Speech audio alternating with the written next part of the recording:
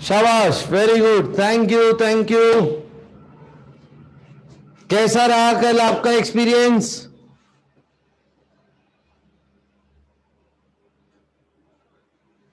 कल खतरनाक पेपर था।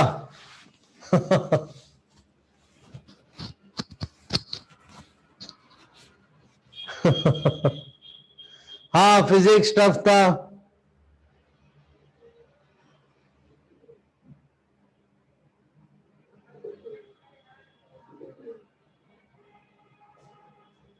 मैथ्स भी टफ था। सेकंड पेपर इजी था फिजिक्स का। हाँ,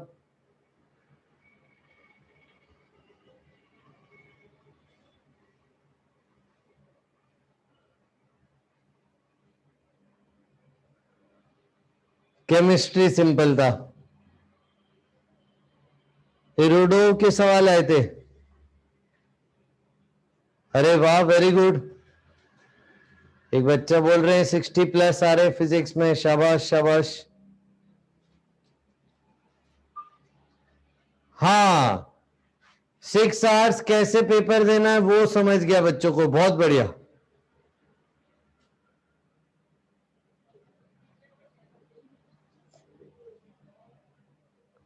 एडवांस शीट में से भी था सवाल। ओके, मुझे तो मजा आ गया, मस्त एक्सपीरियंस था। देखो बच्चों, कभी भी कठिन पेपर आता है तो वो सभी के लिए कठिन है, ठीक है? तो रिलेटिवली कम नंबर पे अच्छी रैंक लगती,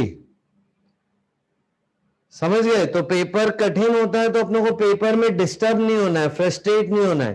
पेशेंस के साथ अपनों को सवाल अच्छे से पढ़ने, सोचना है कौन सा सवाल छोड़ना है, कौन सा सवाल करना है, और जो सवाल कर रहे हो अटेम्प्ट, उसको प्रॉपर एक्यूरेसी के साथ करना है।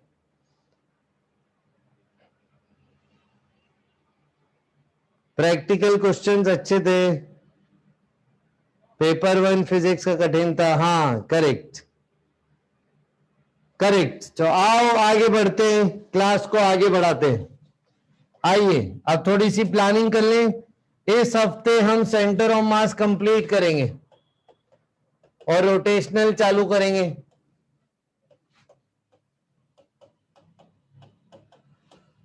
ठीक है बच्चा लोग, इस हफ्ते, पिछले हफ्ते हमारे लेक्चर कम थे, और पिछले संडे भी हमारा एक लेक्चर कम था, ठीक है? ताकि आपका केमिस्ट्री का सिलेबस हो जाए। ठीक है, अब हम वापस से फास्ट ट्रैक कर रहे हैं, सेंटर ऑफ मास कंप्लीट करेंगे और रोटेशनल स्टार्ट करेंगे इस हफ्ते।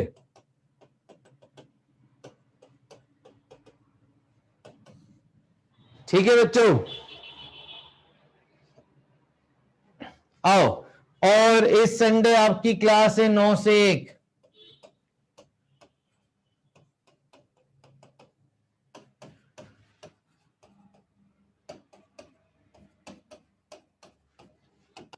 बीच में गैप रहेंगे।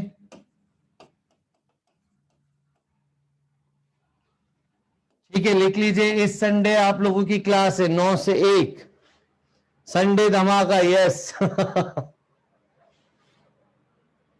ठीक है, थैंक यू बच्चों।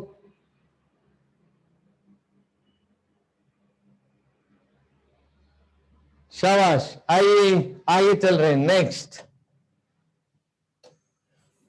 जल्दी से एक सवाल करके बताओ मेरे को।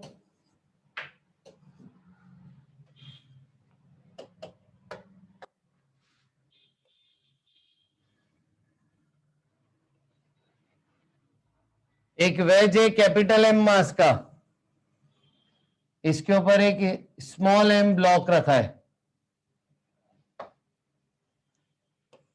ये डिस्टेंस है एच, नहीं एच नहीं, ये डिस्टेंस अपन ले लेते हैं एल। ठीक है, ऑल सरफेसेस स्मूथ।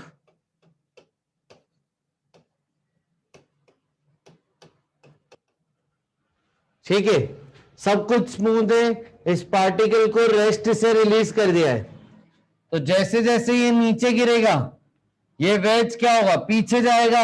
सवाल आपसे वो ये, find the distance which the ways will travel till the interval when block reaches bottom of the wedge.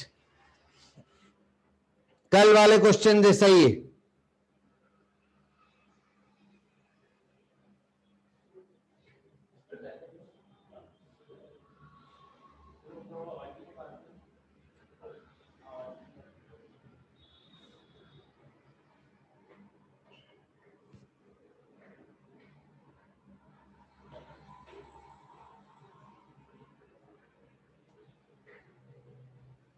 कल मतलब लास्ट टाइम जो अपन ने किया था वैसा है, ठीक है। आइए, सवाल वही है, find distance travelled by veg.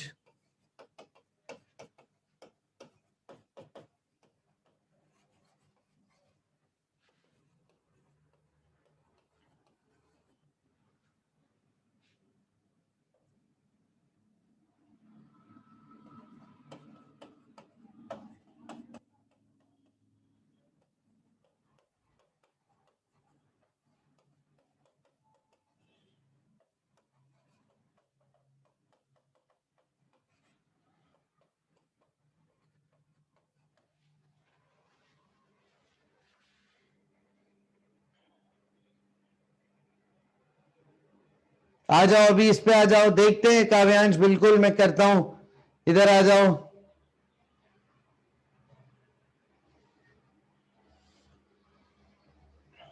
Answer बताइए।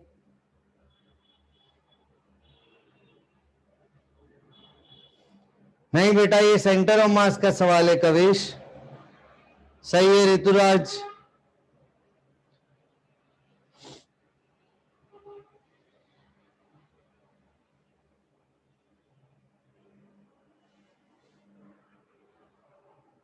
गोपाल सही है बेटा। प्रकृति गलत है, एक्स से तो निकालना बेटा प्रकृति। एक्स के टर्म में कैसे आंसर दे रहे हो?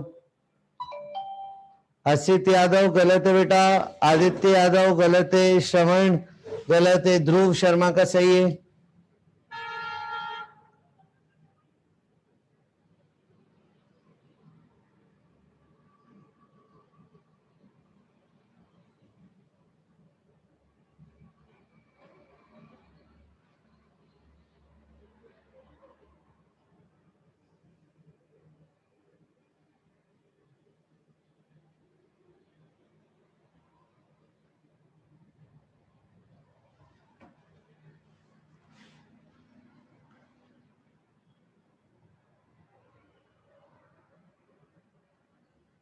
बेटा यश अलग से फोन पे बात कर लेना बेटा।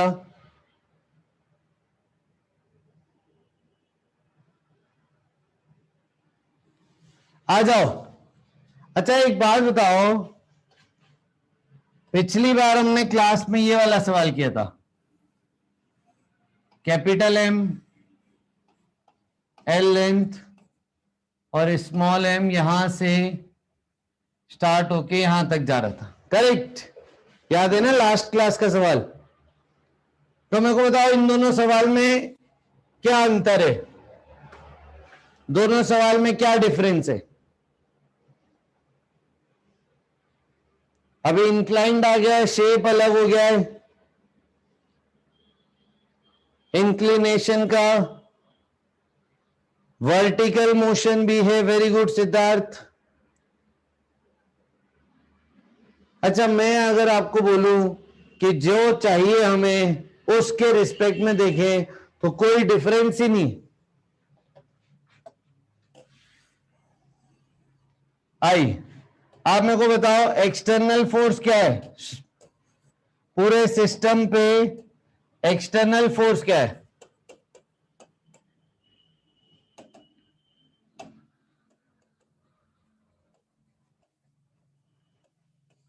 पूरे सिस्टम पे एक्सटर्नल फोर्स क्या है? नहीं है भाई, एमजी है, ग्राउंड का नॉर्मल है ना? आ जाओ, आपका सिस्टम कौन है, ब्लॉक और वेज? इस पूरे सिस्टम पे एक्सटर्नल फोर्स क्या है? ठीक है, gravity force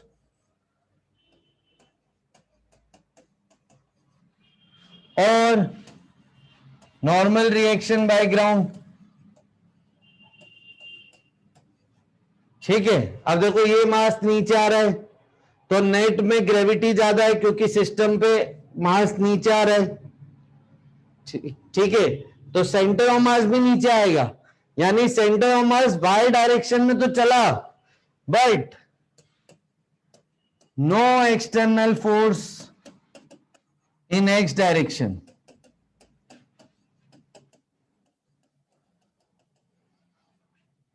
no external force in X direction मतलब centre of mass X axis में नहीं चलेगा, समझे? अब एक्सिस वाइज देखो आप, एक बच्चा पूछ रहा है ग्रेविटेशन एक्सटर्नल फोर्स होता है या इंटरनल, ठीक है, पहले सिस्टम डिफाइन करो बेटा। रौनक, सिस्टम कौन है आपका, उसके हिसाब से डिसाइड होगा इंटरनल कौन एक्सटर्नल कौन। बताओ रौनक, और भी बच्चे बता सकते हो सिस्टम कौन है यहां पे?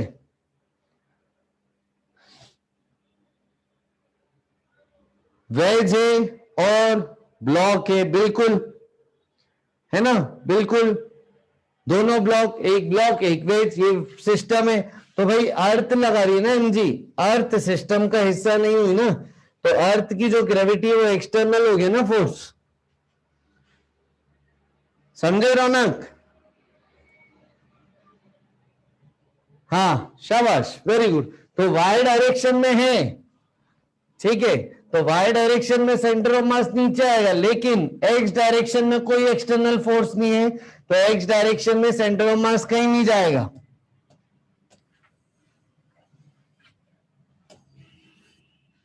ठीक है, यानी आपको सिर्फ एक्स एक्सिस की बात करनी है, तो आपको सिर्फ ये वाले डिस्टेंसेस देखने, इसको पिचका दो पूरा, सिर्फ एक्स एक्सिस में देखो, और इसमें होगा क्या, स्मॉल एम मास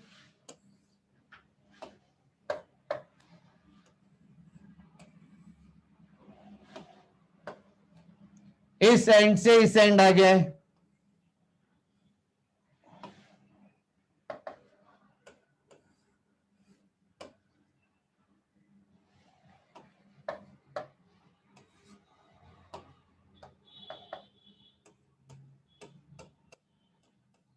सेम सवाल हो गया, एग्जैक्टली सेम, आपका आंसर भी सेम आएगा, small M L upon capital M plus small M.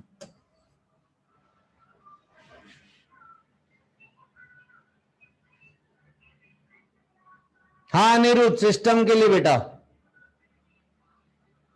हाँ ग्राउंड पे फ्रिक्शन होता ना तो एक्स में भी एक्सटर्नल फोर्स आ जाता, लेकिन ग्राउंड फ्रिक्शन नहीं है, ग्राउंड स्मूथ है, तो एक्स में कोई एक्सटर्नल फोर्स नहीं।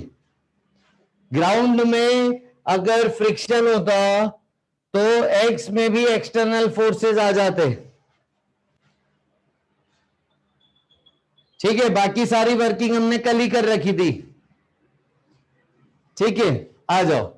और किसी को ये अप्रोच नहीं समझ में आ रही तो हम आपको पूरा लेके ही समझा देते, आ जाओ। तो आप कैसे करोगे,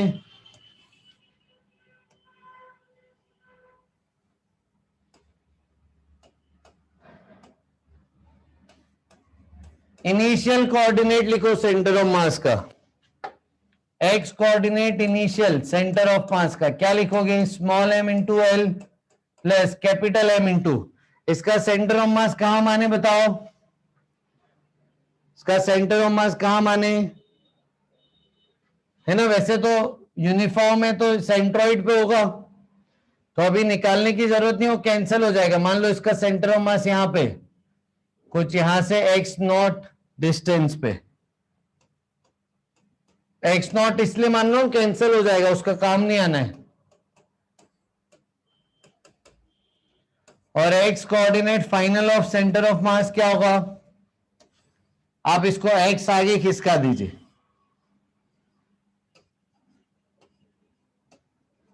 ये एक्स डिस्टेंस आगे खिसक गए, और इसका सेंटर ऑफ मास यहां पे, यहां से एक्स नॉट डिस्टेंस पे, ठीक है, तो यहां पे अब सेंटर ऑफ मास का फाइनल कोऑर्डिनेट हुआ small M into X plus capital M X not upon small M plus capital M. बताइए ये समझ आया,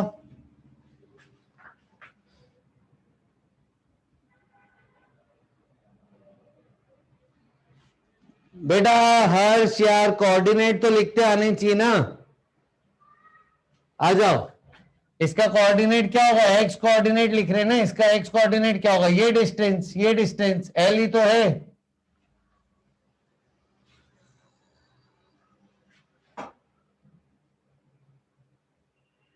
समझे? कोऑर्डिनेट्स लिखे ना बेटा इसके।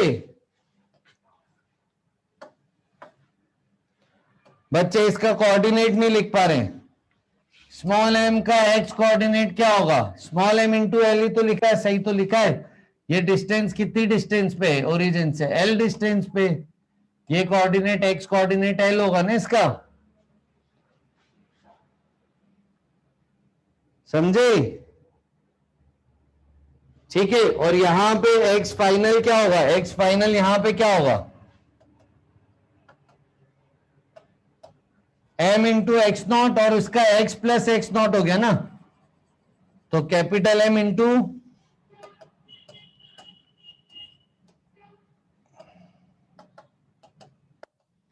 Capital M into X plus X not आएगा।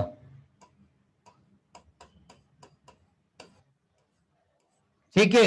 अब आप दोनों को इक्वेट कर दीजिए। देखो एक्स नॉट तो कट जाना है,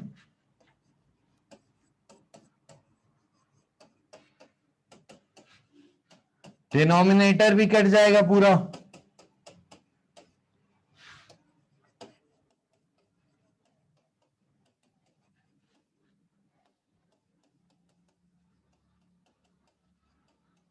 ये टर्म पूरी कट जाएगी। तो x आपको मिल जाएगा small M L upon capital M plus small M.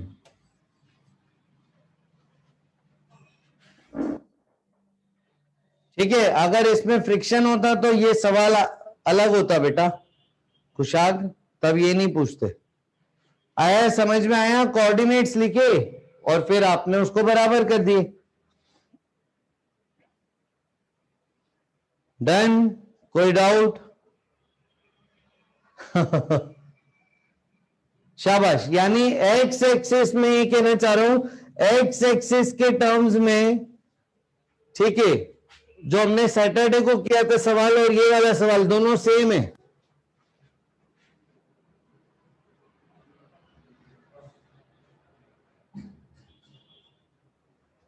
Yes प्रशांत, बिल्कुल।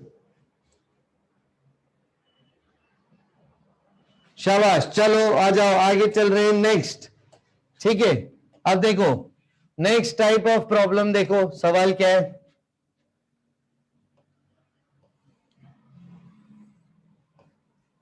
चलो, बहुत बच्चे बोल रहे थे एसआरके को ले आओ, एसआरके को ले आते। ये सेम सवाल हमने रिलेटिव मोशन में भी किया था। मान लीजिए इसका मास है स्मॉल एम, ठीक है। आपको सवाल दिया है एसआर के जम्प्स, इसका स्मॉल एम मास है, ये प्लेटफॉर्म पे खड़ा है, प्लेटफॉर्म का मास है कैपिटल एम, ग्राउंड स्मूथ है, ठीक है। SRK jumps with speed v not plus I cap with respect to ground. ठीक है। एसआरके ने जंप किया इतनी स्पीड से with respect to ground. Find velocity of platform after jump. बताइए।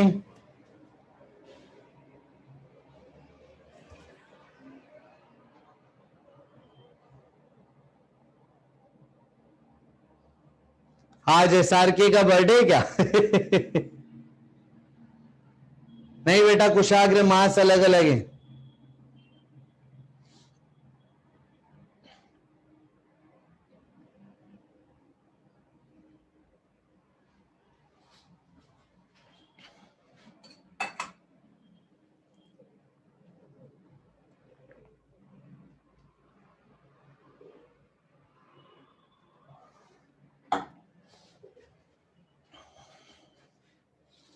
बिल्कुल सही बात है, जंप के बाद प्लेटफॉर्म पीछे जाएगा, कितनी वेलोसिटी से जाएगा बताइए?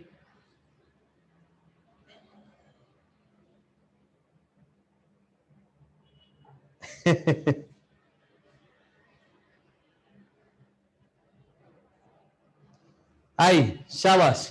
देखो पूरे सिस्टम पे एक्स डायरेक्शन में कोई भी एक्सटर्नल फोर्स नहीं है, तो net external force along x axis 0 है। तो कंजर्वेशन ऑफ मोमेंटम लगा सकते हो। अब आपसे ना वेलोसिटी की बात हो रही है, तो आप कंजर्वेशन ऑफ मोमेंटम लगा सकते हो। पिछले सवाल में डिस्टेंस की बात हो रही थी, ठीक है, यहां पे अब वेलोसिटी की बात हो रही है, तो कंजर्वेशन ऑफ मोमेंटम लगाओगे कौन से डायरेक्शन में? Along x axis.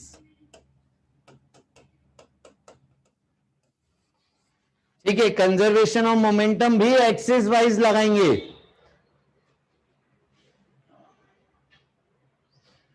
ठीक है, कंजर्वेशन ऑफ मोमेंटम भी एक्सिस वाइज लगाएंगे। जिस एक्सिस पे net external force on system 0, उसी एक्सिस पे कंजर्वेशन ऑफ मोमेंटम लगा सकते हो।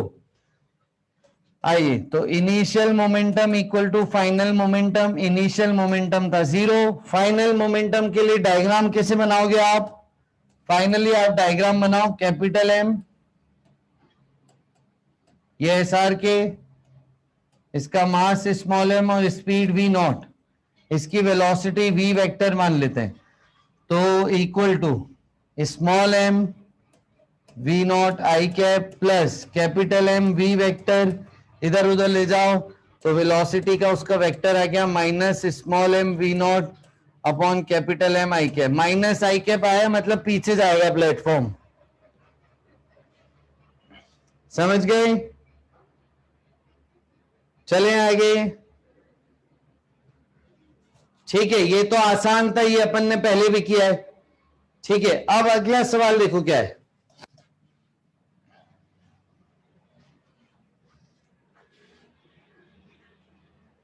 हाँ सुहानी, देखो बोर्ड पे लिखा हुआ है।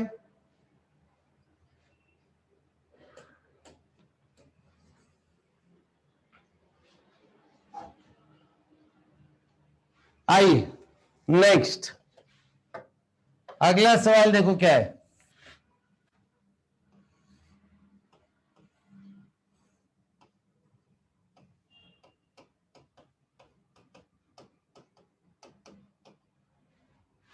एस आर के अब जंप कर रहा है, jumps with speed we nought. S R K ने जंप किया with speed we nought relative to platform.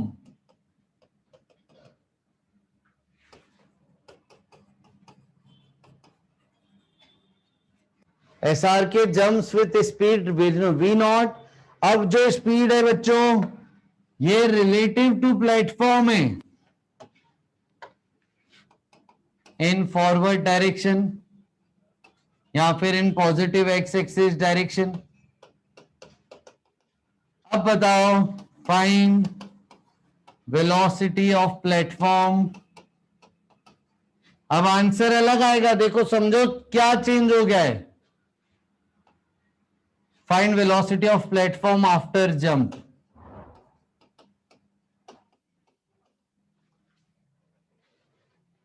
Initially rest with the system.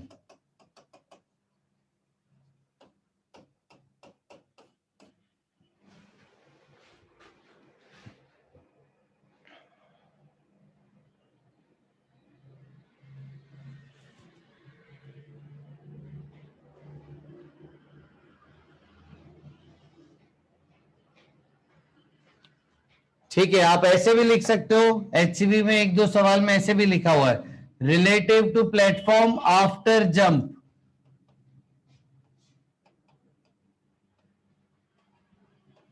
Relative to platform after jump.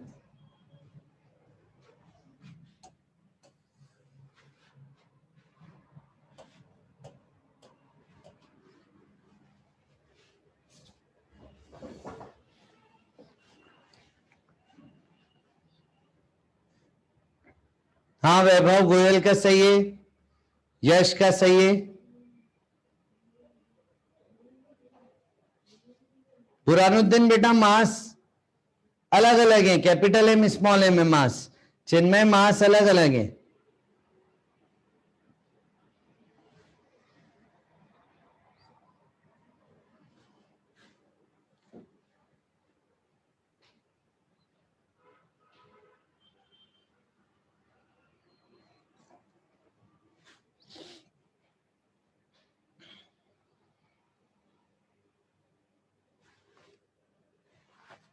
हाँ काफी बच्चों का सही आ गया है।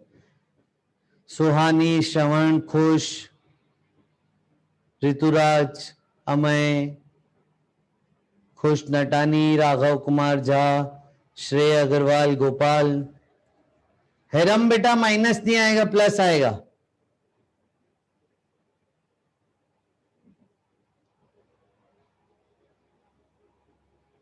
दक्ष का सही है, बुरानुद्दीन का सही है, श्रेय का सही है। देखो बच्चों अंतर क्या हुआ, डिफरेंस क्या आया, डिफरेंस क्या आया। इनिशियली तो रेस्ट पे थे, जस्ट आफ्टर जंप आप डायग्राम कैसे बनाओगे, है ना, जस्ट बिफोर जंप तो ये था डायग्राम,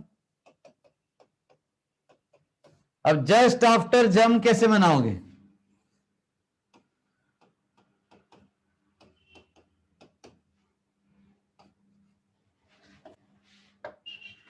इसकी वेलोसिटी कितनी मानूं, अगर मैं इसकी वेलोसिटी मान रहा हूं v, तो इसकी कितनी मानोगे बताओ। इसके रिलेटिव v नॉट से कूदा ये, अगर इसकी वेलोसिटी v मानी है तो इसके रिलेटिव ये किससे कूदा है, v नॉट से, तो इसकी स्पीड कितनी हो गई, शाबाश, v प्लस v नॉट, ये समझना था। और आप देखो मैंने वेलोसिटी पॉजिटिव में ही मानी है इसकी, ठीक है, क्योंकि लिखना आसान होता है। मैंने कोऑर्डिनेट भी लिखना सिखाया था आपको, तो ये बोला था कि बोर्ड को आगे ही मानना, ताकि कोऑर्डिनेट लिखना आसान होगा, आंसर फाइनली नेगेटिव आ जाता है,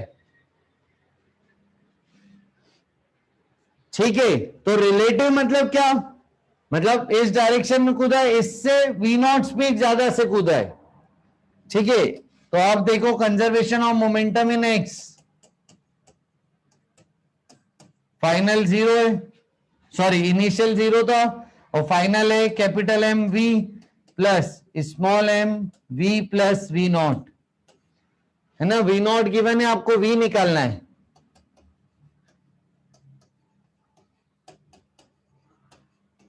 ये एम वी नॉट को इधर भेज दीजिए, एम प्लस एम आ जाएगा कॉमन लेके, ये वी, ये आ गई वेलोसिटी ऑफ प्लेटफॉर्म।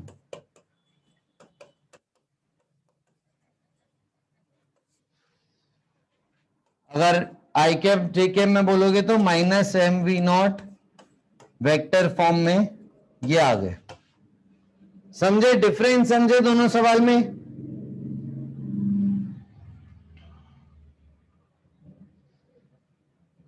शाबाश,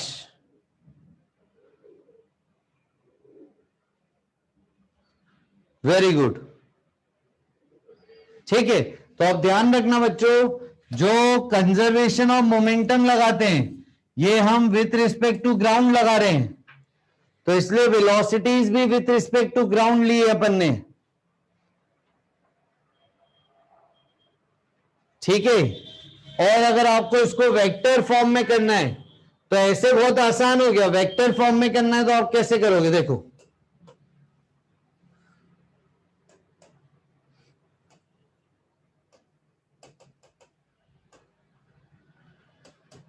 ये just before jump, just after jump, इसकी वेलोसिटी मान रहे v1 वेक्टर, इसकी वेलोसिटी मान लो v2 वेक्टर, ठीक है। और कंजर्वेशन ऑफ मोमेंटम जब आप करोगे तो आप लिखोगे 0 equal to capital M V one vector plus small M V two vector, एक इक्वेशन यहां से आई और एक इक्वेशन रिलेटिव वेलोसिटी के कंसेप्ट से। तो रिलेटिव वेलोसिटी क्या बोलोगे आप?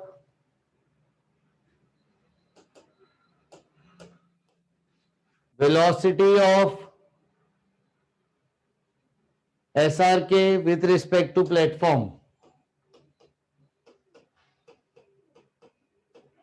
equal to velocity of SRK minus velocity of platform। तो ये कितना दिया? Velocity of SRK with respect to platform कितना दिया? V naught. तो V naught I cap equal to SRK की V2 vector minus V1 vector. ये दूसरी इक्वेशन। इन दोनों को इक्वेशन को सॉल्व करोगे तो भी V1 जो है वो यही आएगा। ठीक है, ये पूरा वेक्टर अप्रोच, वेक्टर में लिख लिख के, और ये थोड़ी शॉर्ट अप्रोच। डायग्राम सही से बनाया तो तुरंत हो गया। समझे क्या?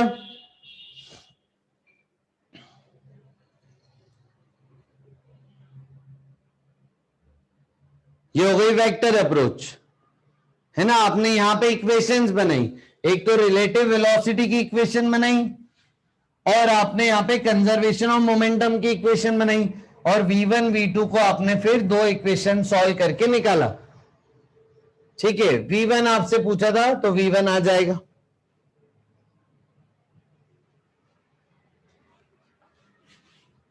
और अगर आपने यहां पे डायग्राम सही से बनाया, ये speed with respect to ground सही से लिख दी, तो तुरंत कंजर्वेशन ऑफ मोमेंटम से आ जाएगा।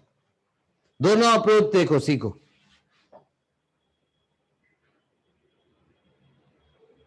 ठीक है, चलो आगे चल रहे हैं। अब अगला सवाल देखिए। अगला सवाल क्या है?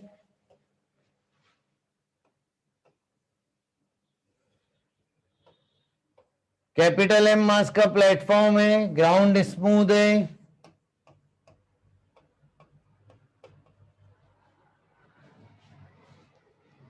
चलो एक काम करो, प्लेटफॉर्म मत लो, टैंक ले लेते हैं। टैंक,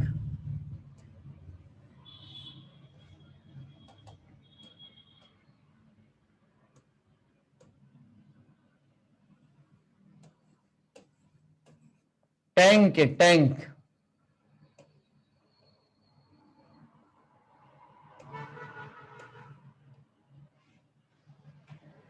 ठीक है, टैंक के से कैनन्स फायर करेंगे। SRK को उड़ा दे? नहीं नहीं। आ जाओ।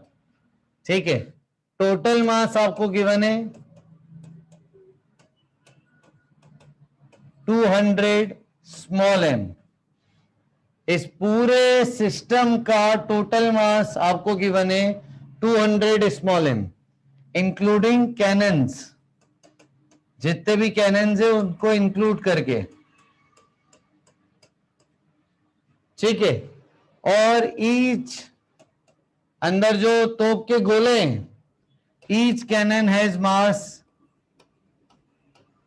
Small m। Each cannon has mass small m। ठीक है, आई आगे चल रहे हैं। फिर नेक्स्ट सवाल देखो क्या है।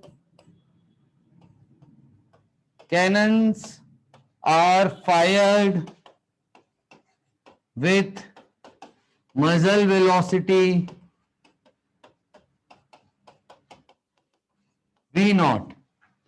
अब मजल वेलोसिटी क्या होती है बच्चों? मजल वेलोसिटी मतलब यही, relative velocity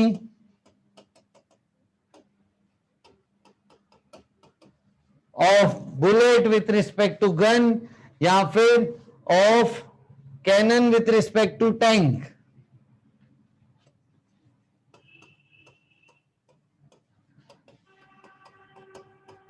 with respect to tank after firing.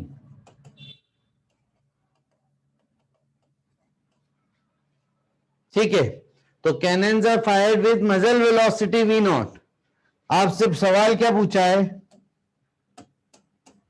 Find velocity of tank पहला पार्ट आफ्टर फर्स्ट फायरिंग,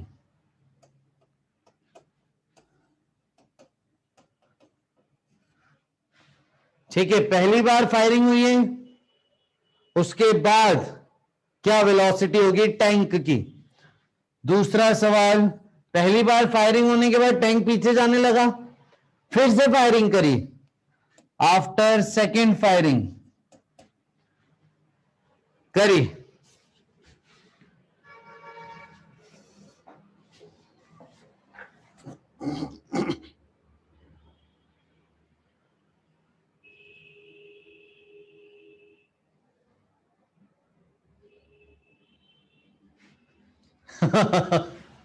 बच्चे बोल रहे टैंक में टायर कैसे आने लगे, कोई बात नहीं।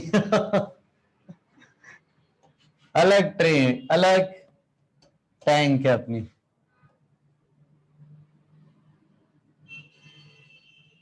ऐसे बना देते, बस कन्वीनियंट बेल्ट बना देते।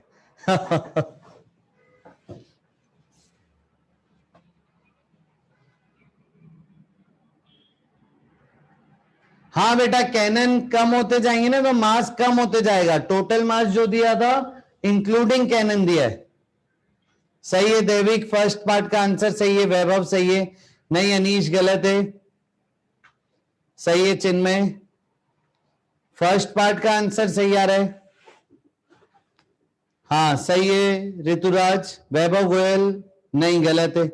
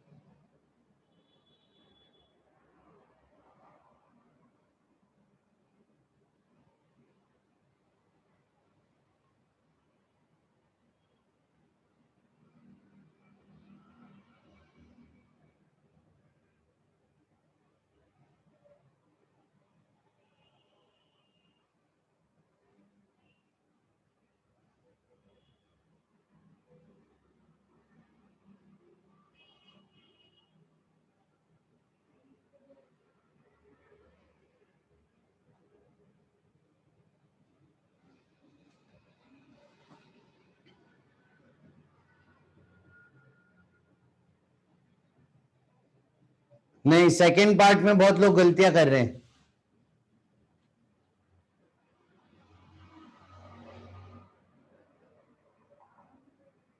फर्स्ट पार्ट सभी का सही आ रहा है, सेकंड पार्ट में गलतियां कर रहे हैं बच्चे।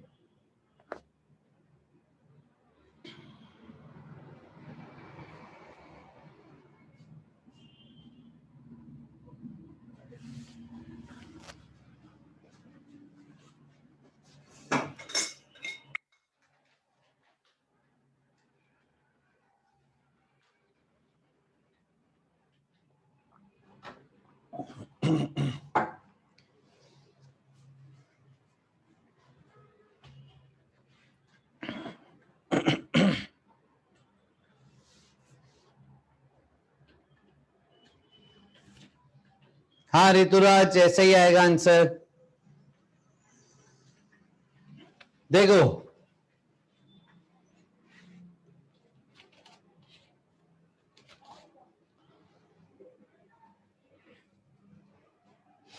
सेकंड का आंसर कुछ ऐसा आएगा।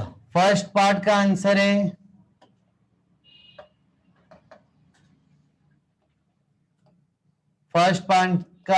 -V0/200 आई कैप। दूसरे पार्ट का आंसर आएगा V0/200 प्लस V0/199। चेक करो यही आ रहा है क्या आंसर?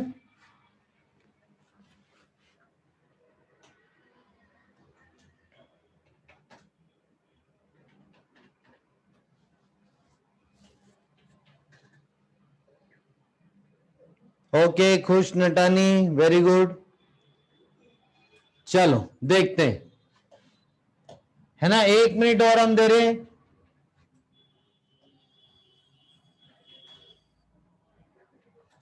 आप ट्राई करिए सेकंड पार्ट अच्छे से।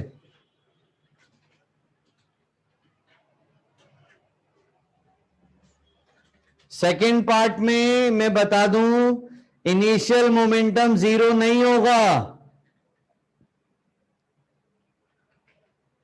सेकंड पार्ट में इनिशियली अब सिस्टम चल रहा है,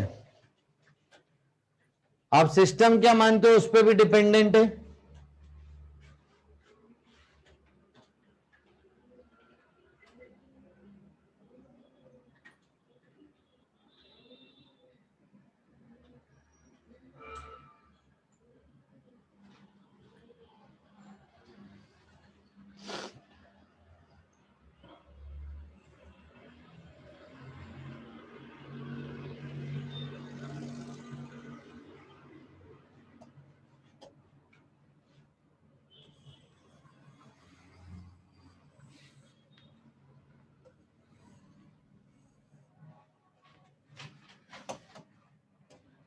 आई जस्ट बिफोर फायरिंग आपके पास सिस्टम क्या था, 200 एम मास से रेस्ट पे था। जस्ट आफ्टर फायरिंग डायग्राम क्या हो जाएगा आपका, 199 एम ही तो बचेगा मास। इसकी स्पीड कुछ मान लेते हैं v, तो कैनन जो फायर किया है उसकी स्पीड कितनी हो जाएगी, v प्लस वी नॉट।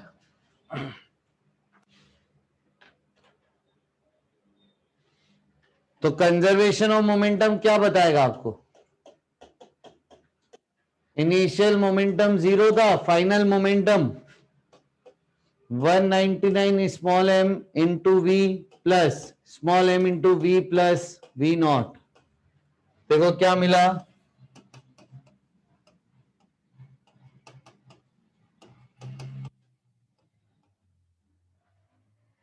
फिर वी नॉट वाली टर्म इधर भेज दो, ये हो जाएगा 200 mv, तो v आ गया माइनस वी नॉट बाई 200, यानी टैंक की after firing, after first firing टैंक की वेलोसिटी हो गई माइनस वी नॉट बाई 200।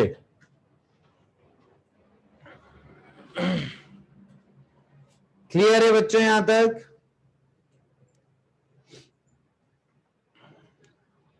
शाबाश। अब देखो सेकेंड पार्ट के लिए आप सोचोगे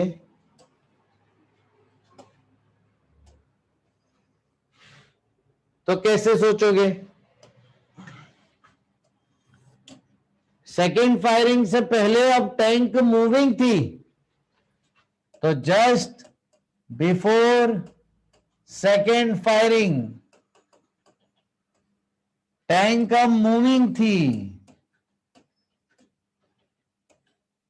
पीछे जा रही थी वी नॉट बाई 200 स्पीड से, और जस्ट आफ्टर सेकेंड फायरिंग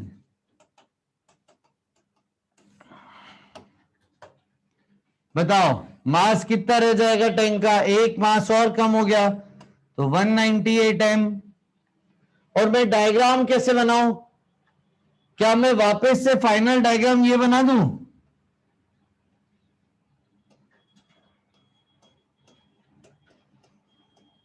क्या बोलते हो, ये चलेगा डायग्राम,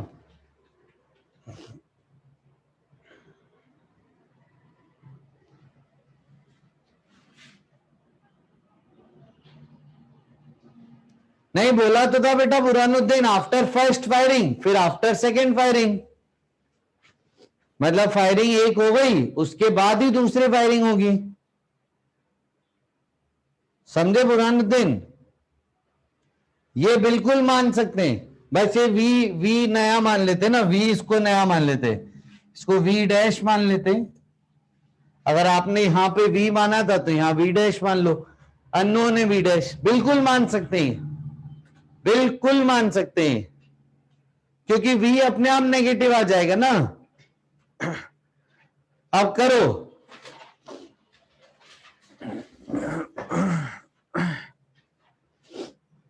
नहीं बेटा विक्रम, रेस्ट पे काम आना है, रेस्ट पे काम आना है, चलता हुआ ही तो माना है। अब जब आप initial momentum equal to final momentum करोगे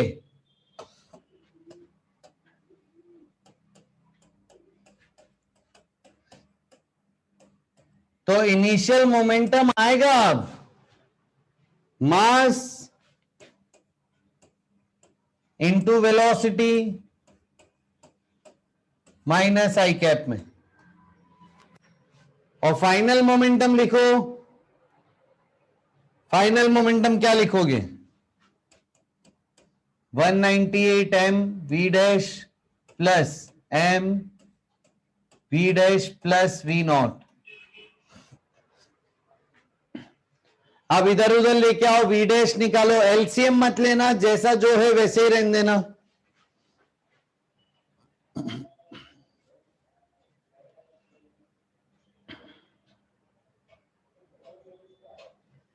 जैसा जो है वैसे ही रहने देना, एलसीएम मत लेना।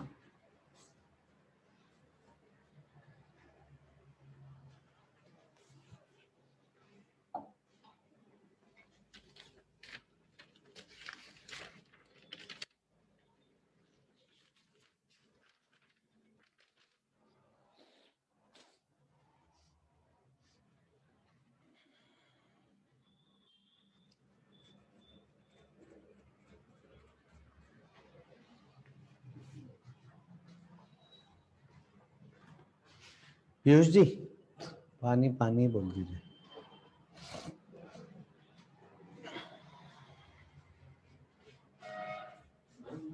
नहीं नॉर्मल भी चलेगा, है ना। v प्लस वी नॉट क्यों लिखा है, क्योंकि रिलेटिव स्पीड दी थी v नॉट फायरिंग की, तो v plus we nought relative speed दी है फायरिंग की, ग्राउंड के रिस्पेक्ट में हो जाएगी v प्लस वी नॉट।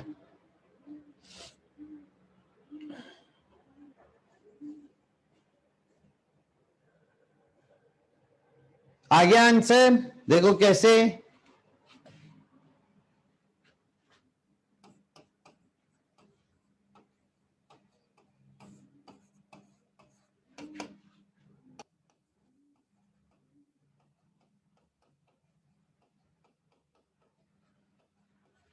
अब ये एम वी नॉट को इस तरफ ले आइए,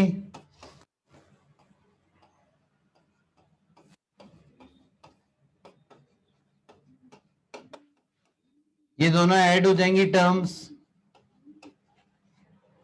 अब 199 से डिवाइड कर दो पूरा, 199 से डिवाइड कर दीजिए पूरा, तो ये 199 कट जाएगा, यहां पे अपॉन में आ जाएगा।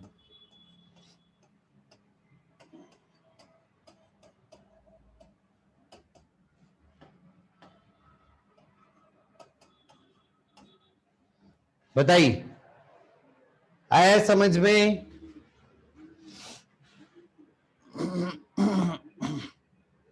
हाँ ध्रुव बिल्कुल,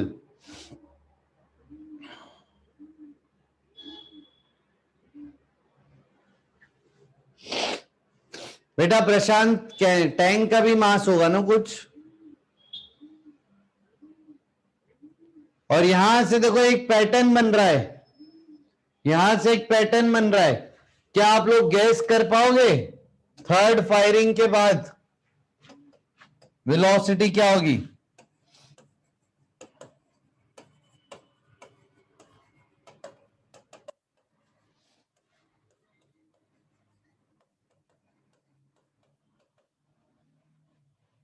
पैटर्न समझ पाए, अरे वाह शाबाश।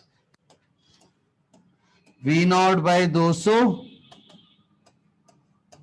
Plus we naught by 199 plus we naught by 198, correct correct correct.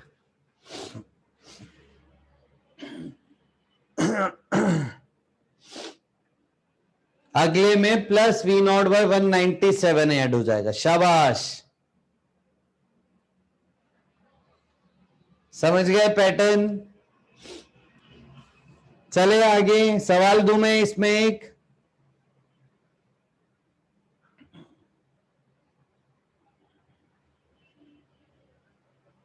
सही, बहुत बढ़िया, शाबाश।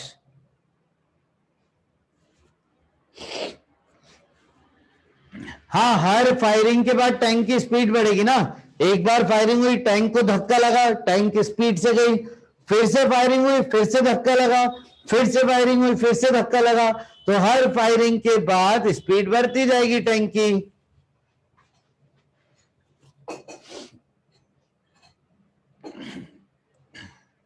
चले आगे, शाबाश, वेरी गुड। आओ आगे चलते हैं। नेक्स्ट, अगला सवाल देखो क्या है।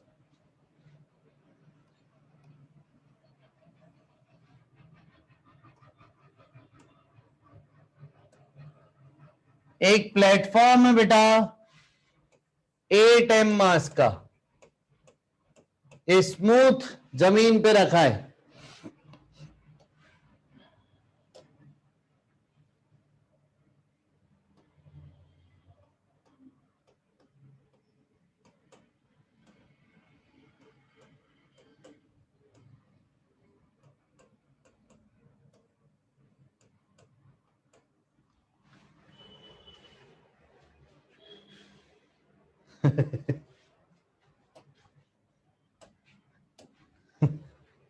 नहीं, रावण नहीं बना रहे, मतलब 4 आदमी है, ठीक है, 4 आदमी है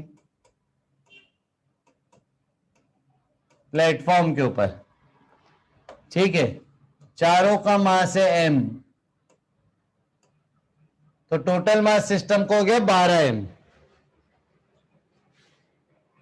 ठीक है, 4 आदमी। आओ अब सवाल देखो क्या, फाइंड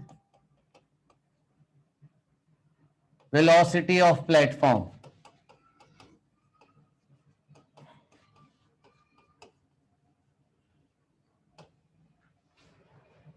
पहला part,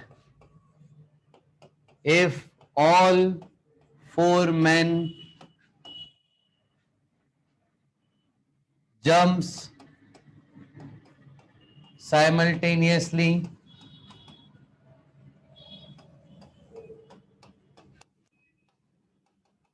with speed v0 with respect to ground।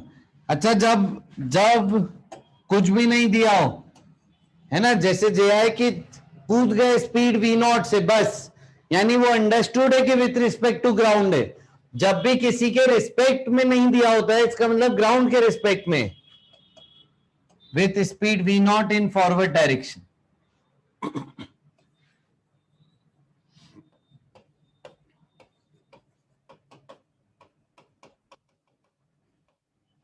ठीक है, दूसरा part, if all 4 men simultaneously jumps with speed v0 relative to platform after jump,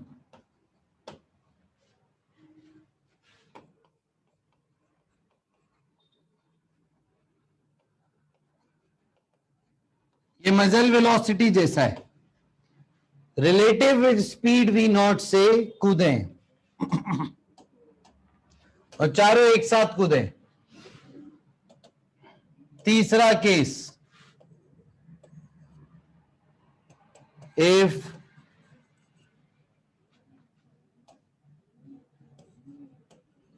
man jumps 1 by 1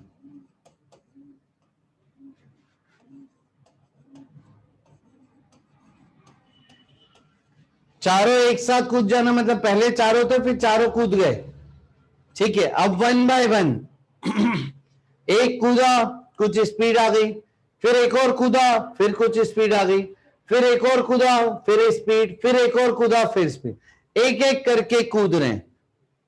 तो if man jump 1 by 1 with speed v naught,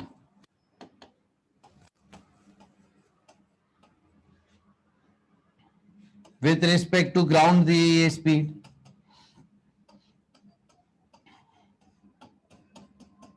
find velocity of platform after all four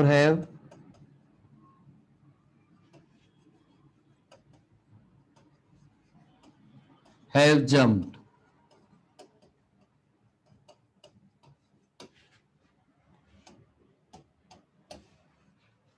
ठीक है, अगला सवाल, if man jump 1 by 1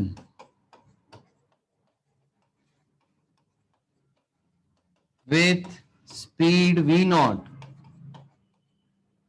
relative to platform after jump,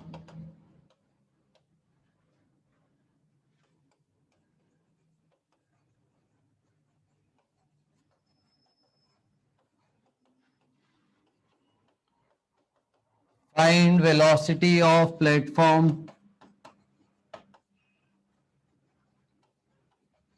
after all four have jumped.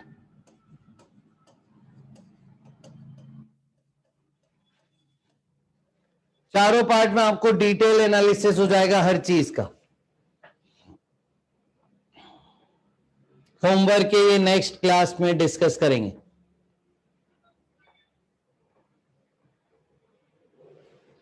हाँ माधव,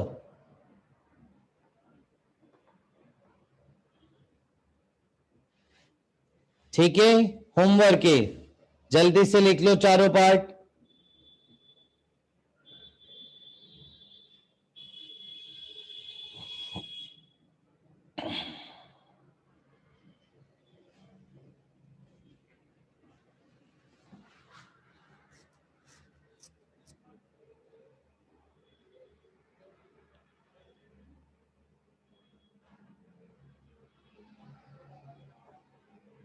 हाँ हर्षित, सही बोल रहे हो।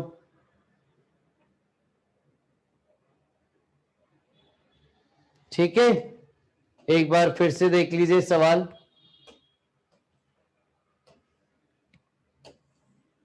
ये पहले दो पार्ट हैं।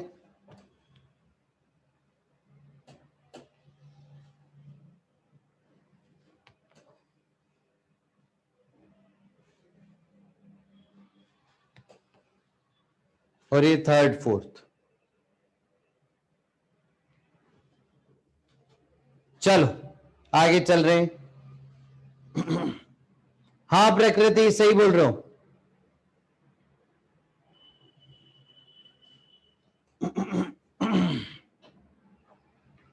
आओ आगे चलते हैं नेक्स्ट। अब देखो नेक्स्ट टाइप ऑफ प्रॉब्लम। आई, एक पार्टिकल को फायर किया 100 मीटर पर सेकेंड से एंगल 53 डिग्री पे। जरा इसकी रेंज बताइए।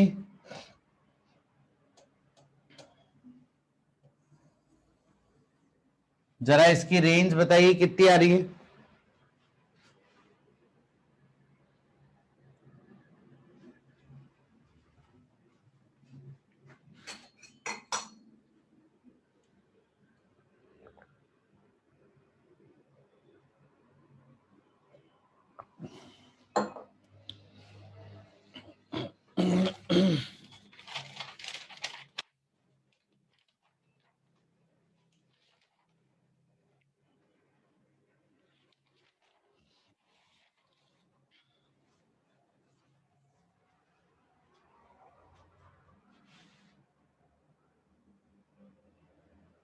हाँ बेटा धारिया, वो होमवर्क था पिछला सवाल। सही, रेंज आ रही है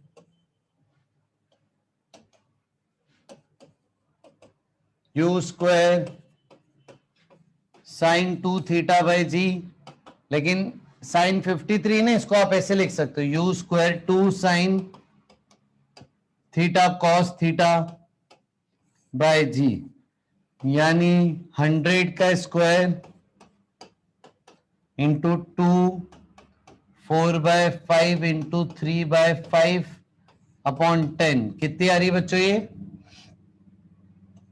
960 मीटर, करेक्ट। शाबाश, वेरी गुड। आइए आगे चल रहे हैं हम। देखो सवाल का पैटर्न समझिए, ठीक है। आपने फायरिंग करी है तो पूरा पार्टिकल 960 मीटर दूर जाके गिरता। अब मान लीजिए कि इस पार्टिकल का रास्ते में पार्टिकल एक्सप्लोड हो गया, पार्टिकल कुछ हिस्सों में टूट गया, इंटरनल फोर्सेस की वजह से पार्टिकल एक्सप्लोड हो गया। मान लीजिए कुछ छोटे छोटे टुकड़ों में फट गया पार्टिकल, ठीक है। तो कोई उधर गया, कोई इधर गया, कोई इधर गया, कोई उधर गया। ऐसे फटने के बाद पार्टिकल के टुकड़े टुकड़े हो गए, ठीक है, सब अलग अलग जगह जाने लगे। मेरे को बताओ सेंटर ऑफ मास पे इस एक्सप्लोजन का क्या फर्क पड़ेगा?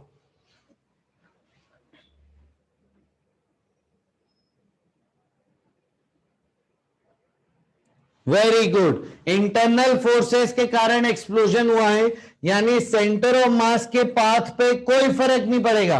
यानी एक्सप्लोजन से पहले सेंटर ऑफ मास 960 मीटर पे गिर रहा था, तो एक्सप्लोजन के बाद भी सेंटर ऑफ मास यहीं पे गिरेगा 960 मीटर पे। समझे क्या? ये लिख दीजिए, ये चीज लिख दीजिए। नहीं बेटा साहिल, ऐसा नहीं है।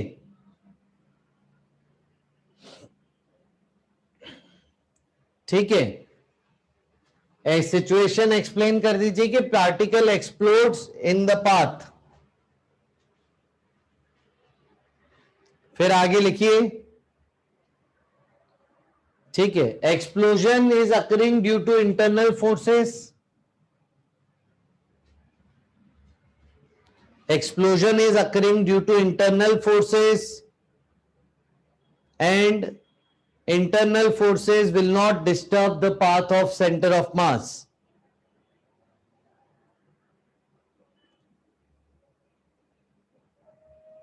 And internal forces cannot disturb the path of center of mass. ठीक है, फिर full stop.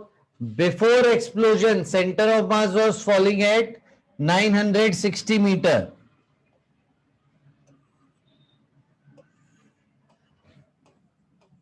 Before collision, center of mass was falling at 960 meter.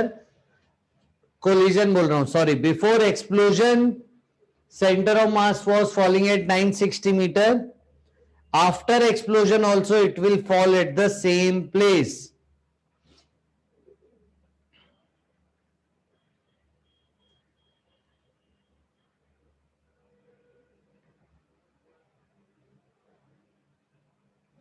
चलें आगे।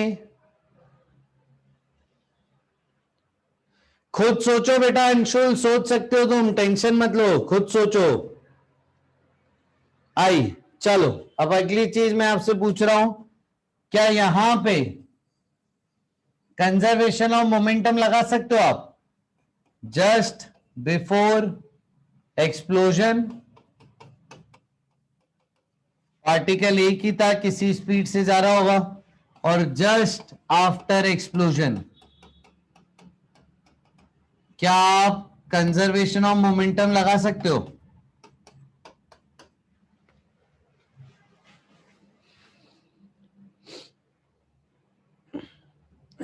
सही है, बिल्कुल लगा सकते हैं, बिल्कुल लगा सकते हैं, बिल्कुल लगा सकते हैं, सही बात है। तो लिख देना कंजर्वेशन ऑफ मोमेंटम। अच्छा, शुरू से अंत तक ऐसे नहीं लगाते, कंजर्वेशन ऑफ मोमेंटम लगाओगे जस्ट बिफोर एक्सप्लोजन, डायग्राम बनाना अच्छे से, जस्ट आफ्टर एक्सप्लोजन, इन दोनों सिचुएशंस में कंजर्वेशन ऑफ मोमेंटम लगाओगे, लिख देना ये भी चीज।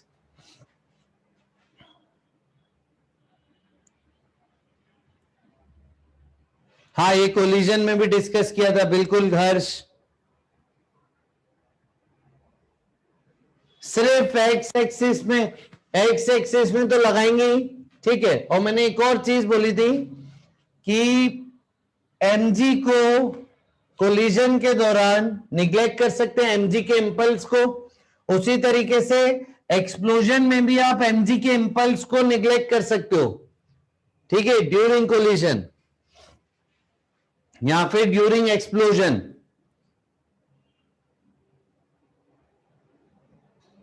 ठीक है, if internal forces are very large, अगर इंटरनल फोर्सेस बहुत लार्ज हैं तो आप एमजी को निग्लेक्ट कर सकते हो।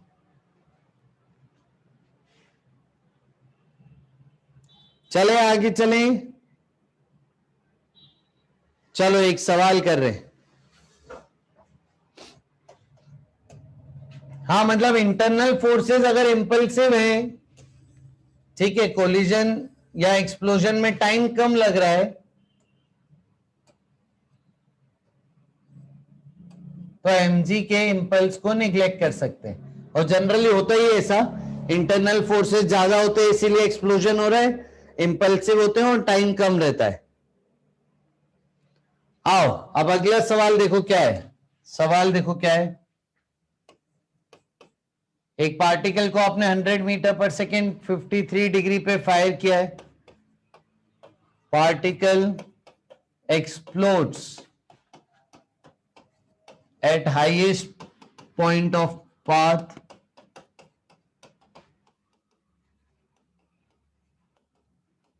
into 3 equal parts.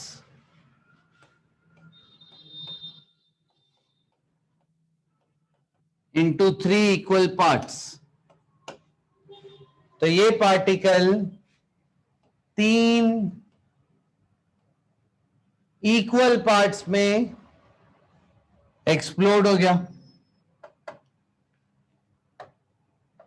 पहला जो पार्ट है वो सेम वेलोसिटी से पीछे जाने लगा, दूसरा जो पार्ट है वो इंस्टेंटेनियसली रेस्ट पे आ गया।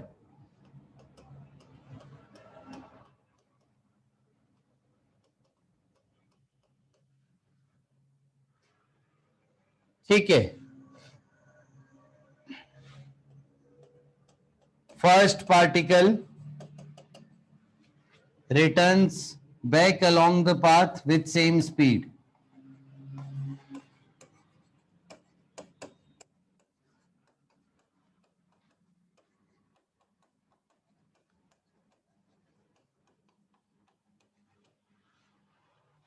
ठीक है, second particle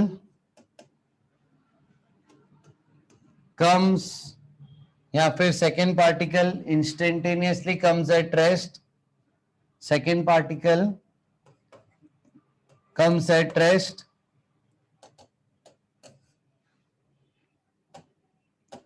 या फिर velocity of second particle, velocity of second particle is 0 just after explosion.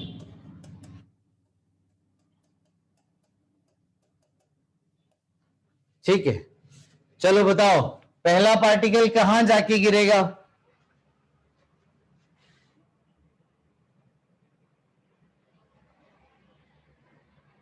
हाँ, वापस रिट्रेस करके पॉइंट यहीं पे गिर जाएगा जहां से फायरिंग हुई थी, वापस वहीं पे गिर गया। ठीक है, चलो दूसरा पार्टिकल कहां गिरेगा। ये एक्सप्लोजन के बाद रेस्ट पे आ गया, स्पीड 0 हो गई, उसके बाद ग्रेविटी के कारण सीधे नीचे गिरेगा, यहां पे गिरेगा। करेक्ट। अब आपको बताना है where will the third particle strike on the ground. सवाल है where will the third particle strike at ground. X coordinate बताना है उसका, ये इनिशियल को आप ओरिजिन मान सकते हो। Where will the third particle strike on ground? Yeah, strikes the ground. Third particle कहां पे स्ट्राइक करेगा ग्राउंड को, बताइए.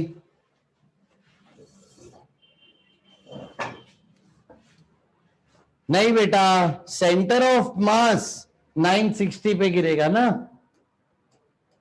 थर्ड पार्टिकल थोड़ी 960 पे गिरेगा बेटा. एक जीरो मिसिंग है काले हर्ष, तुम्हारे आंसर में एक जीरो मिसिंग है.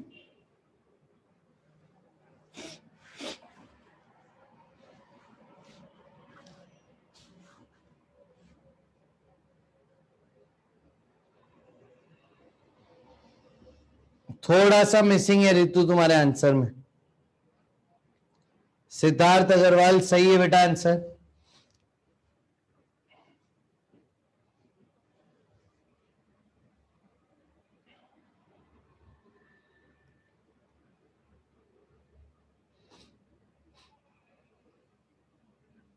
कंसेप्ट वही है कि सेंटर ऑफ मास का फाइनल कोऑर्डिनेट आपको पता है. आप फर्स्ट और सेकंड का भी पता है, थर्ड का निकालना है. सही है गोपाल गर्ग.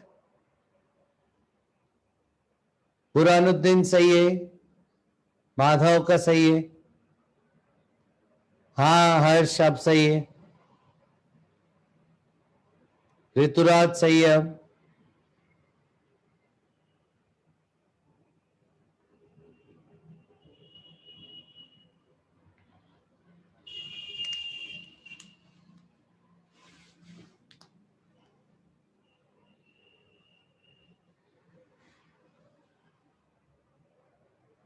जिसका सही है बस उसी का नाम लूंगा.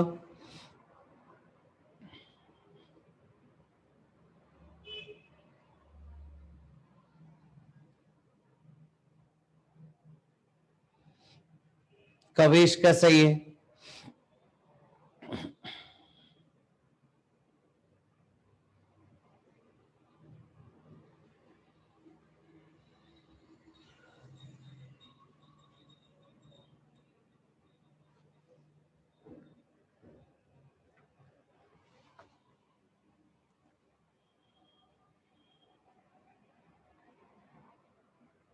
समर्थ जोशी का सही है.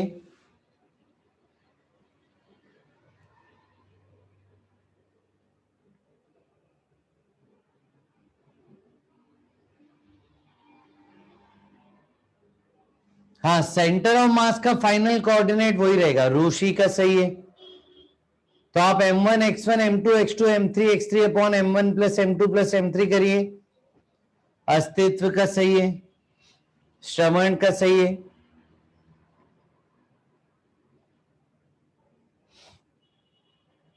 श्रेय बेटा जीरो की कमी है एक आंसर में. वैभव गोयल का सही है.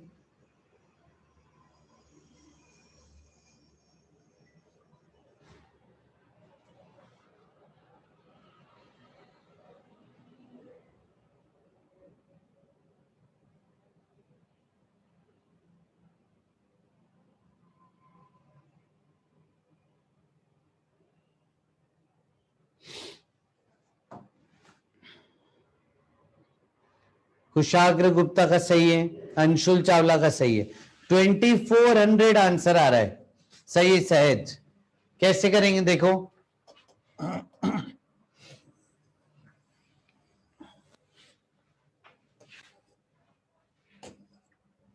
देखिए सबसे पहले मान लीजिए कि इनिशियल मास है 3m, क्योंकि 3 इक्वल टुकड़ों में फटा है ना, तो m m m तीनों का मास हो गया mm. पहला पार्टिकल कहां गिरेगा? पहला पार्टिकल रिट्रेस करके बाद यहीं पे गिरेगा ओरिजिन पे. तो पहले पार्टिकल का कोऑर्डिनेट हो गया 0,0. दूसरा पार्टिकल कहां गिरेगा?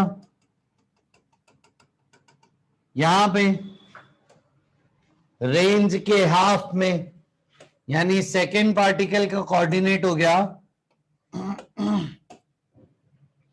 480,0. थर्ड का कोऑर्डिनेट निकालना है. सेंटर ऑफ मास का पता है 960,0।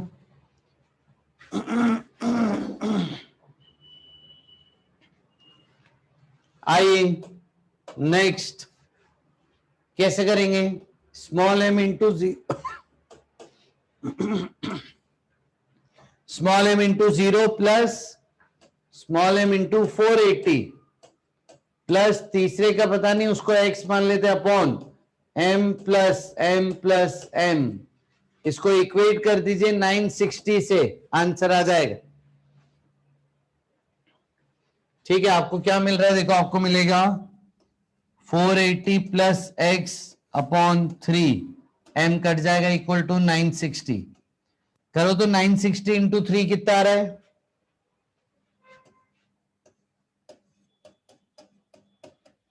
कितना आ रहा है 960 इंटू 3, 28880 माइनस 480 करो तो x आ गया 2400। और वो होना ही था ना, क्योंकि दो मास तो पीछे जा रहे हैं, तो तीसरे मास को बहुत ज्यादा ही आगे जाना पड़ेगा, तब जाके सेंटर ऑफ मास वापस 960 पे गिरेगा।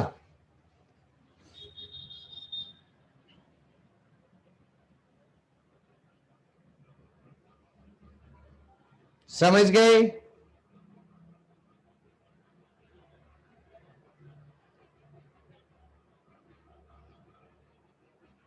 वेरी गुड, आओ आगे चलते हैं नेक्स्ट। तो ये हो गया सवाल, ठीक है, आ जाओ। क्या आप यहां पे कंजर्वेशन ऑफ मोमेंटम कर सकते हो? चलो वेलोसिटी की भी बात कर लेते हैं। जस्ट बिफोर एक्सप्लोजन बताओ इसकी वेलोसिटी कितनी होगी 3m मास की?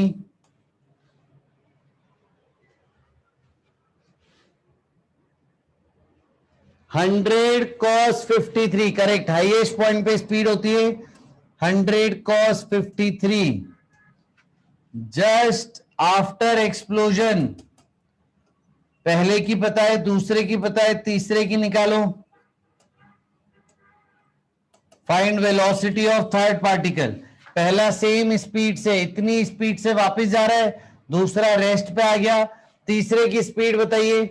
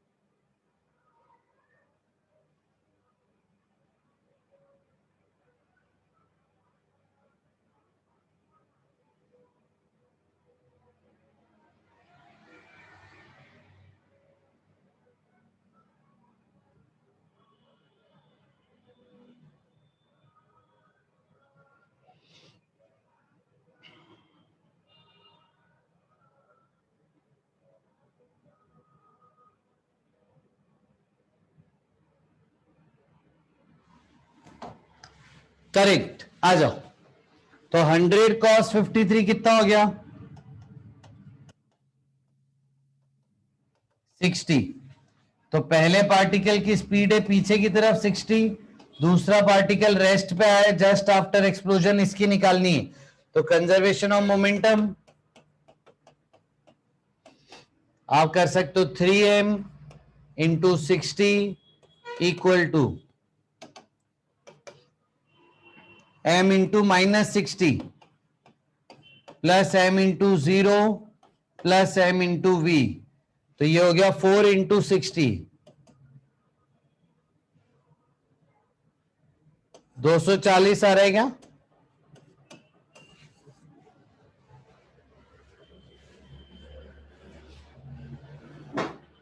तो ये आ गए।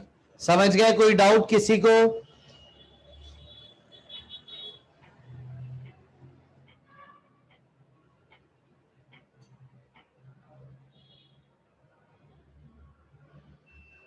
पक्का? ठीक है।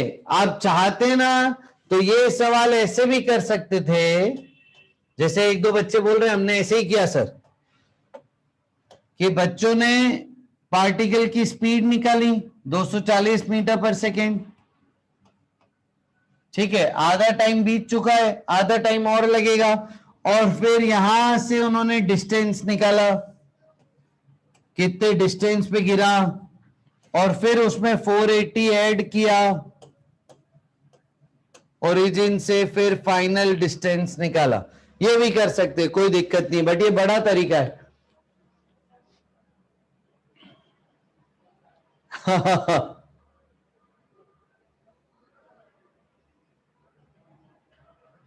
चले बच्चों आगे। हाँ, बट ये आना चाहिए, कंजर्वेशन ऑफ मोमेंटम, करेक्ट।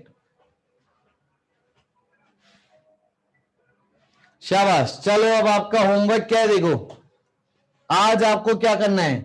आज आपको सेंटर ऑफ मास अच्छे से रिवाइज करना है। ठीक है, जिन्होंने बिगनर बॉक्स 1 बिगनर बॉक्स 2 नहीं किए उनको कंप्लीट करना है। साथ ही साथ आज बिगनर बॉक्स 3 भी कंप्लीट करना है, और बिगनर बॉक्स 1 2 3 से पहले जो भी सॉल्व एग्जाम्पल दिए रहते हैं वो करने। कल हम डिस्कस करेंगे सवाल क्लास में।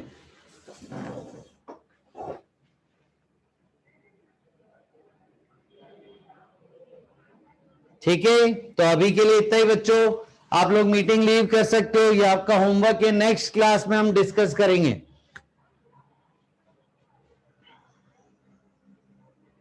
हाँ, thank you Kavish, thank you बेटा, थैंक यू हर्ष। हाँ हाँ बिल्कुल बेटा, थैंक यू थैंक यू।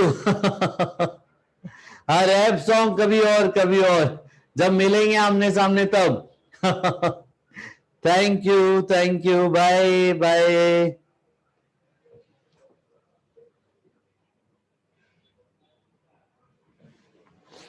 हाँ सक्षम, थैंक यू बच्चों, थैंक यू, बाय। नहीं हट जाओ।